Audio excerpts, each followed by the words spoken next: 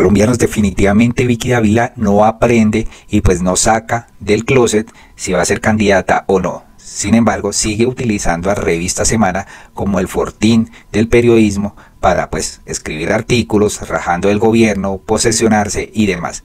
Tanto así que el señor Gilinski o el Emporio Gilinski pagó una encuesta a Guarumo para pues sondear quiénes son los candidatos que van punteando para el 2026 e incluyen a Vicky Dávila. Esto no se puede ser más descarado, ¿no?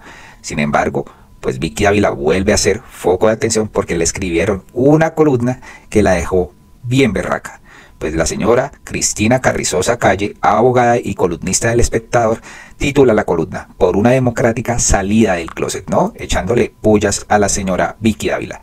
La columna dice lo siguiente: la crisis de liderazgos y teatralización de la política han llevado a algunos a ver a la directora de Revista Semana, la periodista Vicky Dávila, una opción presidencial. Vicky opina y propone, hace de sus editoriales piezas virales. Es aclamada en eventos en los que participa en calidad de ciudadana que ama su país. Tal vez la Vicky manía, que la misma revista decidió incluir a su directora en la encuesta contratada por Guarumo, la pone en la cúspide de preferencia entre los encuestados de cara a las elecciones 2026. Parece estrambótico que tiene y que dirige uno de los medios más leídos en Colombia, de propiedad de uno de los grupos económicos más importantes. No solo parezca en campaña, sino que confirma al incluirse en una medición que la favorece. En ese sentido, se pronunciaron María Jimena Duzán y Ana Cristina Restrepo, sus intachables colegas, y lo propio que hizo la Red Ética Periodística de la Fundación de Gabo, a lo que sin negarlo, Vicky respondió con beligerancia por considerarlo un ataque en su contra. Veo en ella un enorme potencial para ser candidata de la derecha. Es mujer, de valores cimentados en lo tradicional, de armas tomar, trabajadora, creyente, sin pelos en la lengua. Puedo imaginarla en sus piezas de campaña, sonriente, haciendo el gesto de la B de Vicky Dávila y de Victoria. Todo legítimo y por tanto su claridad beneficiaria el ejercicio democrático y a su misma candidatura. No hacerlo daña su credibilidad y la del medio. Es la transparencia lo que busca un elector. La ambigüedad crea un vacío en la confianza que tendrá efectos en su eventual carrera política y en su profesión, si decide continuarla. No es raro que un periodista se lance a la política, por el contrario, es muy común. Por ejemplo, decenas de periodistas hacen parte del Parlamento Europeo y en la historia política centenares de hombres de poder han tenido trayectoria periodística. Lo que no tiene precedente es que hicieran campaña evidente mientras se desempeñan como jefes de un medio de comunicación. Lo democrático en un país en el que tanto criticamos lo antidemocrático de otros sería que su candidatura saliera del closet e hiciera asimétrico su nivel de exposición al de los demás aspirantes que no cuentan con semejante plataforma. Y es que el poder de un banquero, Lons Gilinski, en Semana, por Dios señora Vicky Dávila, debería reconocer que quiere ser candidata. El dilema ético no es solo de ella y sus jefes, también debe plantearse por quienes consumimos periodismo y planteamos un voto para el 2026. Es menester que el naciente viquismo se llame el mismo a la transparencia, exigiendo de su candidata diáfana claridad y que sus audiencias lo hagan por el bien de su propio interés. Falta la ética quien, aún entendiendo que el periodismo es un oficio con alcance de servicio público, no vea problemático que su proveedor de información esté en la competencia electoral. Es labor del gremio de los periodistas, por su parte, hacerlo notar tanto a sus pares como a su audiencia, en una autorregulación que solo hace bien a la sociedad. La ética periodística es similar a la de la política. Ambas parten de la independencia hacia cualquier interés personal y de la responsabilidad con la sociedad a la que entregan su servicio. Tal vez por eso no es raro que comulguen. Lo que no es posible es que convivan, ¿no? Periodismo y campaña política. Definitivamente. Esta es la columna de opinión de Cristina Carrizosa Calle. Y claro, Vicky Dávila se ofendió con esta columna. Tanto así que dijo: no voy a renunciar a Semana. Los tibios hipócritas pueden seguir presionando todo lo que quieran con columnas de opinión, comentarios en X y notas de prensa. Los ataques seguirán, pero más fuerza me dan. La gente en la calle, millones de colombianos valoran mi trabajo. Esa es la aprobación, el cariño y el respaldo que necesito. Acostúmbrense porque me tienen para rato. Si Dios lo quiere, ella siempre citando a Dios, ¿no? No sé por qué algunos se escandalizan tanto porque me importa el país y me importan los colombianos. ¿Será que le importa el país, señora Vicky Dávila, o le importará salvar a Álvaro Uribe Vélez? ¿Quién ha destapado los más grandes escándalos de corrupción en este gobierno? La respuesta es Semana. ¿Por qué quieren que paremos?, dice la señora. Pues aquí le dicen: pues ¿cómo va a renunciar si está usando ese pasquín para hacer campaña más rastrera y más sucia nunca antes vista? En este platanal, por supuesto. Señora, a usted lo único que le interesa en este momento es destruir con sus titulares mentirosos y generadores de pánico, le dice aquí un usuario, señores. Y es que nos damos cuenta que aquí Rodrigo Primi dice, buena columna, si Vicky Dávila aspira a ser candidata, no debería ser directora de una revista tan poderosa como Revista Semana. Y verdad que sí, señores, verdad que sí. Pero también queda al descubierto Vicky Dávila y pues la acusan de xenofobia y pues también de racismo. Esto por desviar la atención a su posible candidatura. Resulta que hace poco Guarumo hizo una encuesta donde pues ponen de candidata también a Vicky Dávila y por supuesto pues puntea esta misma señora. Ella y Sergio Fajardo. Pero además de esto, esta encuesta fue pagada por Revista Semana. ¿Qué más puede pedir uno, no? Patrocinando a esta señora siendo directora de un medio de comunicación. Increíble. ¿Y por qué la acusan de xenofobia y de racismo? Porque pues Ha-Wen Chan, que es pues estadista y docente de la Universidad Nacional, sacó la verdad sobre esta encuesta y dijo pues muchas cosas que no le gustaron a Vicky Dávila.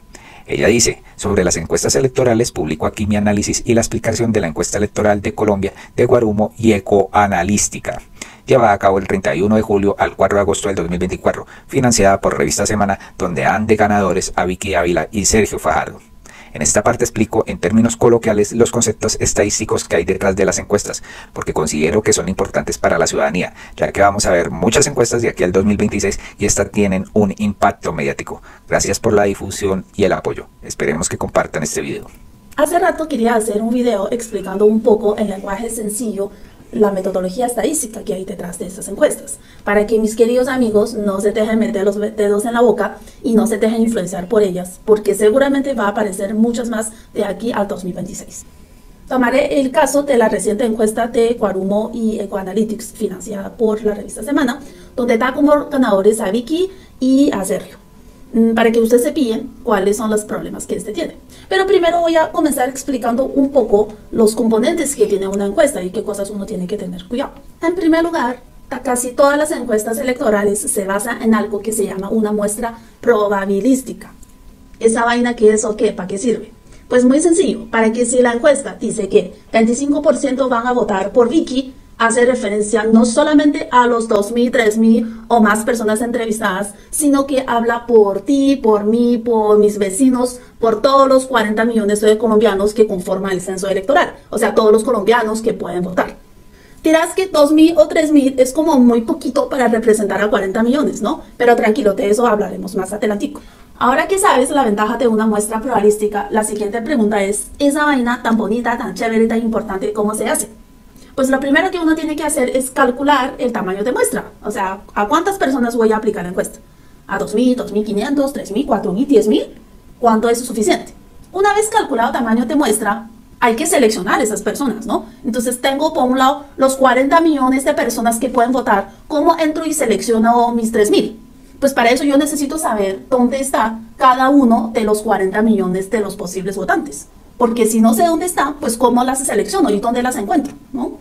Entonces ahí viene un tema complicado, pues es que no hay en ningún lugar del mundo un listado con nombre, dirección, teléfono, correo de los 40 millones de votantes de Colombia, ¿no es cierto? Entonces, ¿cómo los consigo? Bueno, pues los estadísticos tenemos la solución. Yo no sé dónde están los 40 millones de colombianos, pero sí sé que están distribuidos en los 1.100 municipios de Colombia, pues más o menos 1.100, ¿no? Redondeando. Así que primero selecciono municipios, ¿no? Entonces yo sí sé dónde están los municipios y cómo llegar. Entonces selecciono unos municipios y dentro de los municipios pues están los barrios, ¿no? Barrios, manzanas, localidades, etc.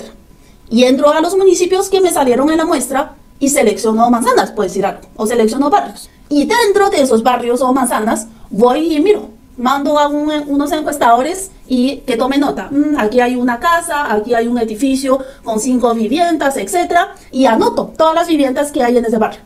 Y con esa lista de viviendas, selecciono las viviendas, los hogares y así entro a encuestar a las personas. Un muestreo así se llama un muestreo multietápico. ¿Por qué? Pues bueno, porque tiene múltiples etapas, ¿no? Municipios, adentro de municipios, barrios, dentro de barrio manzanas y dentro de manzanas están las viviendas, hogares, personas. ¿Sí? Multietápico. Obviamente un muestreo con muchas etapas es más difícil, ¿no? Es más complejo logísticamente y técnicamente va a hacer que el margen de error de la encuesta sea más grande.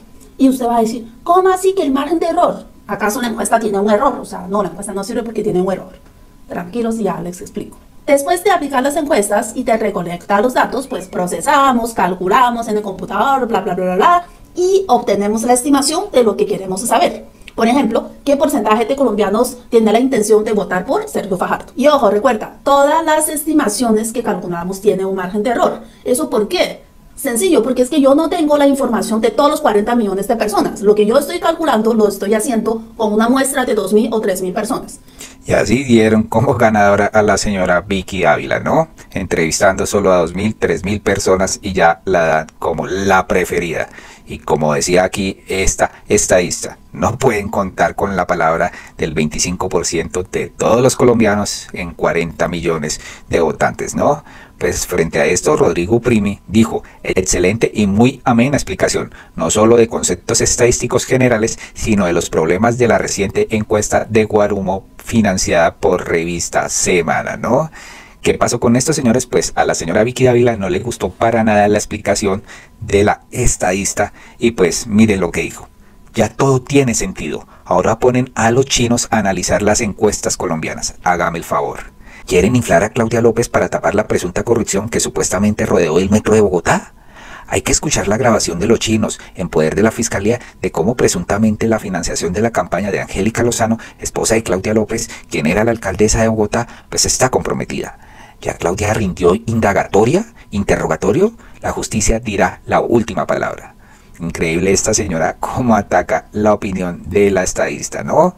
Pues Rodrigo Primi le respondió a Vicky Ávila, trino inaceptable, en vez de responder a los cuestionamientos a la encuesta financiada por Semana, hechos por la doctora estadista, pues de la Universidad Nacional Colombiana de origen chino, pues Vicky Ávila recurre al racismo y a la xenofobia para desviar la atención. Y es que, pues Vicky Ávila en las últimas horas ha atacado a Claudia López por todos lados, ha sacado entrevistas acá, como esta de Iván Duque con Claudia López y el director, pues, de la revista La Silla Vacía, y dice acá, gracias a La Silla Vacía por la publicación de más de 30 artículos sobre mí en los últimos 4 años, aunque tienen poca lecturabilidad. Es muy agradable leerlos. Ahora están llamando a Raimundo y todo el mundo porque quieren seguir con la narrativa de que soy candidata. Me sorprende el fuego amigo entre colegas, porque el periodista detrás del artículo, Daniel Pacheco, confesó en un video que vi por redes que era cuota del expresidente Iván Duque. No vi que le hicieran un artículo. No tengo pruebas, pero tampoco dudas de que ahora Pacheco se pasó al bando de Claudia López. Los oportunistas encuentran aquí el video de Pacheco tan amable y sumiso con los políticos y tan duro con los periodistas que trabajamos por los colombianos y destapamos la corrupción del gobierno Petro. Francamente no entiendo qué quieren. Como les dije, no voy a renunciar a Semana, dice la señora. No quiere renunciar a Semana. Quiere seguir utilizando esto.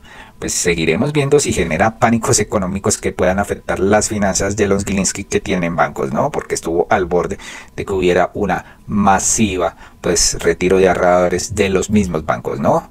Y nos preguntamos, ¿qué está haciendo la oposición? Pues miren, empecemos aquí con la señora, pues Marta Lucía Ramírez, ¿no? Dice acá, soldados venezolanos, no apunten sus armas contra el pueblo indefenso de Venezuela. Miren quién habla. Los que apuntaron al pueblo en el estallido social. Allá hay muchos jóvenes que pueden ser sus hermanos. Allá hay muchos ciudadanos que podrían ser sus padres, madres, hermanos y esposas. Escuchemos qué dijo Marta Lucía. Conozco bien el alma de los militares y los policías colombianos porque tuve el privilegio de ser su ministra de la Defensa. Sé que el alma de los militares y los policías en casi todos los países del mundo es muy parecida. En las democracias, esta es un alma que siempre nos indica una lealtad absoluta a la Constitución y al Estado de Derecho. El alma de los militares y policías nos recuerda siempre el respeto por los derechos humanos, la neutralidad política, la defensa siempre de los ciudadanos, de las garantías para todos los ciudadanos. El alma de los soldados y de los policías significa respeto por la democracia, cuidado de la integridad territorial, defensa de la soberanía nacional. Ese es el alma con seguridad de muchos militares y de policías en Venezuela. Esos militares y policías, esos soldados rasos que hoy están recibiendo órdenes injustas, sé que están sufriendo. Porque por un lado tienen el temor y la obediencia de vida, pero por otro lado está ese deber, esa alma del soldado. No vacilen, soldados. Su responsabilidad es cumplir la Constitución y la ley, es defender al pueblo venezolano, es cuidar la democracia de Venezuela. Es asegurar que ese voto libre de los ciudadanos venezolanos el 28 de julio se respete, porque seguramente ahí estaban sus padres, sus hermanos, aquellos que no portan un uniforme, pero que también saben, como ustedes, qué es lo que conviene a Venezuela. No apunten sus armas contra el pueblo indefenso de Venezuela. Allá hay muchos jóvenes que pueden ser sus hermanos. Allá hay muchos ciudadanos que podrían ser sus padres, o sus madres, o sus hermanas, o sus esposas. No equivoquen sus decisiones, aunque las órdenes que reciban hoy sean órdenes perentorias, pero son órdenes injustas. Primero la Constitución, la ley, el Estado de Derecho, la defensa de los ciudadanos, la defensa de la democracia, que será el futuro para ustedes. No dejen que Venezuela siga en la oscuridad en que la tienen sumida desde hace 24 años. Ustedes saben que la elección la ganó Edmundo González. Él es el presidente elegido por el pueblo venezolano.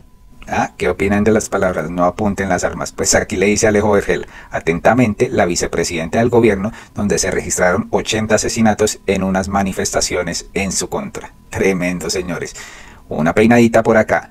También otro que se llevó pues una peinada fue el señor Miguel Uribe Turbay por parte de Santiago Osorio. Definitivamente no aprenden. Y este señor desinformando del Centro Democrático pues a todos los colombianos que aún le creen. Aquí queda desenmascarado Santiago Osorio contra pues el señor Miguel Uribe Turbay. Fueron los Juegos Olímpicos. Estoy seguro que muchos de ustedes han visto declaraciones como estas donde se asegura que el gobierno nacional le bajó el presupuesto a los deportistas en Colombia. Después de 4 medallas olímpicas y 14 diplomas, Petro recibe a los atletas con un recorte del 69% del presupuesto para el deporte. Una cantidad de titulares que han inundado las redes como estos. Hoy quiero hablarles de la realidad económica que muchos prefieren ignorar, como el congresista del Centro Democrático Miguel Uribe Turbay, que como siempre prefirió lo más fácil, a la gente con informaciones tendenciosas, culpando al gobierno nacional por un recorte obligado en el presupuesto del deporte, sin entender, o peor aún, querer aceptar la realidad de lo que hay detrás de esta situación. Para eso no se necesita estudiar, se necesita ser un inepto populista. Y la explicación es muy sencilla. Entre el año 2021 y 2022, el país creció a punta de deuda. Esto Bonilla lo explica lo más de fácil. Escuchen este video de la semana pasada aquí en Manizales. En un país que vivió una pandemia, tuvimos una desaceleración de -7, tuvimos un crecimiento de los años 21-22 altísimo. Y la gran pregunta es, ¿cómo crecimos? Y la respuesta, Héctor, es: crecimos a punta de deuda. Sí, señoras y señores, deuda. Inyectaron 200 billones de pesos provenientes de deuda, lo que parecía ser una solución mágica en ese momento, pero que ahora nos tiene con una cuenta por pagar enorme. Miguelito parece desconocer que este gobierno no tiene la misma herramienta de endeudarse como si se endeudó su gobierno. Este gobierno ha tomado la decisión responsable de pagar de la siguiente manera. En 2023 ya se pagaron 75 billones de pesos. Este año se pagarán 95 billones y en el 2025 estaba previsto que se pague 112 billones de pesos. No es que este gobierno no quiera invertir en deporte, es que estamos pagando las consecuencias de decisiones pasadas. Como congresista yo he visto a este gobierno el enorme compromiso de sanear las finanzas públicas y de darle sostenibilidad al país. Pero ¿qué hace Miguelito y esa oposición irracional que tiene Colombia? Criticar, mentir, generar mal ambiente, en lugar de entender que estamos en una situación heredada del gobierno anterior. No tenemos la herramienta que tuvo el gobierno de los 21-22 de financiar el crecimiento a punta de deuda. Lo que estamos es pagando la deuda. Mucha gente dirá, oiga, pero paren ya el espejo retrovisor. Pues obvio que hay que parar el espejo retrovisor, pero ¿cómo hacemos si tenemos una deuda? Así que la próxima vez que escuchen a un político como Miguelito, ayudémosle a hacer pedagogía. Por ejemplo, el Congreso de la República apenas va a aprobar el presupuesto del próximo año. Ahí tendremos que tomar decisiones sobre ese presupuesto del deporte. Pero, por favor, recuerden que estamos pagando una deuda que no es nuestra. Oiga, clarísima esta explicación, ¿no? Y Miguel Uribe, pero ¿cómo van a desfinanciar al deporte? Tense en cuenta lo que nos dejó Duque 2021-2022, donde los uribistas dicen, no, si Duque hizo crecer el país, señores, miren los porcentajes, mire esto. Por Dios, pidiendo plata prestada, ¿cómo no iba a crecer la economía pagando aquí y allí cosas con deudas? Increíble, increíble. La siguiente peinada está a cargo de Lalis, donde pues le pega una buena dosis a Néstor Morales, ¿no? Que pues ahora es clasista y critica a los influenciadores porque vienen de abajo y no tienen los privilegios de él, ¿no? La FLIT debería pues criticar esta posición de Néstor Morales, ¿no? Lo que busca el señor, siendo racista y humillante con quienes están haciendo un trabajo aún mejor que lo que ellos hacen, ¿no? Escuchemos. Amigos, es peligroso y se llama clasismo. Un tipo que tiene una hoja de vida como la de él, bastante pero bastante privilegiada, que se nota que no le ha costado mucho llegar a ciertos espacios, es tan impoluto que quienes no son de esa sangre real son simplemente unos ordinarios. Ahora, ustedes saben de dónde salí, de una familia a la que le tocó muy duro en la vida. Viví parte de mi vida en Soacha y hasta la fecha no sé ni cómo sobrevivimos, no por Soacha, sino porque recuerdo perfectamente que mi mamá vivía pidiendo fiado todos los días. Llegué a Bogotá con ganas de estudiar y periodismo, lastimosamente en ese momento no estaba en ninguna universidad pública, por lo que con mucho esfuerzo saqué un crédito en el ICETEX. Lo terminé de pagar, ¿saben hace cuánto? Hace un mes. Vendí dulces en Transmilenio para pagarme la universidad. Querido Néstor, obvio que no somos lo mismo, pero porque además no creemos en lo mismo. Usted lleva años defendiendo una agenda económica que no piensa ni pensará jamás en la gente. Yo hace 8 años subí mi primer video y ¿sabe sobre qué era? Sobre una comunidad indígena en Ciudad Bolívar que se llama los Guaunal. Efectivamente, jamás usted y yo seremos iguales. Ahora, yo podría entender la rabia si los contratados no cumplieran con los requisitos para el cargo, pero si todos cumplen los requisitos del cargo, ¿cuál es el problema?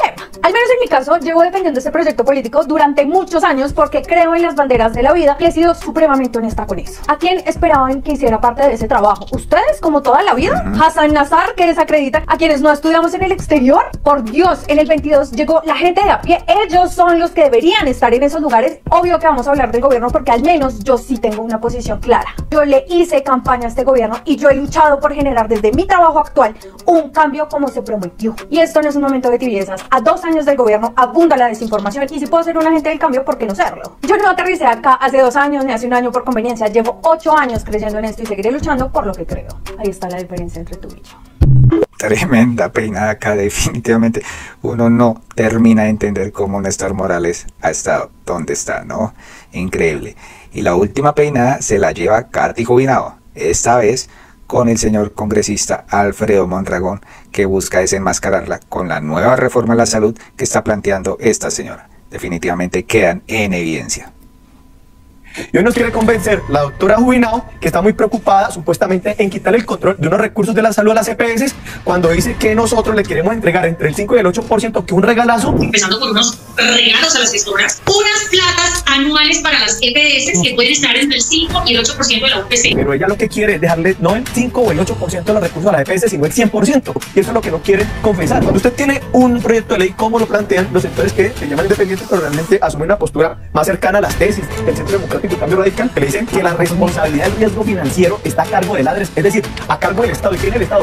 Los ciudadanos y las ciudadanas que ponen sus cotizaciones y sus impuestos. Entonces va a resultar que le van a cambiar el nombre, es decir, la apariencia de reforma, les van a dejar a ellos que conformen las redes, le van a dejar la función para que ellas decían a dónde van los recursos y le dicen que ustedes solamente se vuelven un girador, es decir, una especie de entidad chequera que solamente está esperando un privado que le digan a dónde tienen que girarle, y seguramente va a seguir pasando, incluso peor de lo de ahora, que terminan ellas defendiendo que le van a entregar los recursos a sus amigotes, así no le garantizan el derecho a la salud a los colombianos y las colombianas, de tal manera que la población tiene que estar atenta a estos debates, porque si me dicen a mí que tener una postura de concertación y de diálogo es terminar aceptando que le sigan entregando a manos llenas los recursos de la salud a las EPS, mientras las EPS hacen lo que les da la gana con los usuarios, yo no estoy de acuerdo con nada concertación. Como la ven, señores, hay que tener mucho cuidado con esta reforma a la salud que se viene presentada por la señora Katy Jubinao, ¿no? Y esperaremos la del gobierno también. Colombianos, acerca de este video, por favor compartan qué opinan de la desenmascarada que le pegan aquí a Vicky Dávila y que la señora rotundamente dice no voy a renunciar a Revista Semana, a la campaña siendo la directora de este pasquín. Habrá que esperar, ¿no? ¿Y qué opinan de estas peinadas que pues aquí tuvimos frente a esos congresistas, sobre todo la de Miguel Uribe? Qué ignorancia la de Francia, como dicen por acá. Definitivamente el señor no sabe ni dónde está parado, y así es congresista y así gana 48 millones de pesos desinformándole a la gente. Esperamos que les haya quedado clara esta explicación que dio el señor Osorio frente a por qué creció la economía de Duque, ¿no? Pues claro, en pandemia, cuando nadie podía trabajar, el tipo endeudándose y endeudándose y endeudándose, ¿no? Y nos dejó la deudita, pues a nosotros, el gobierno de Gustavo Petro. Muy amables y hasta pronto.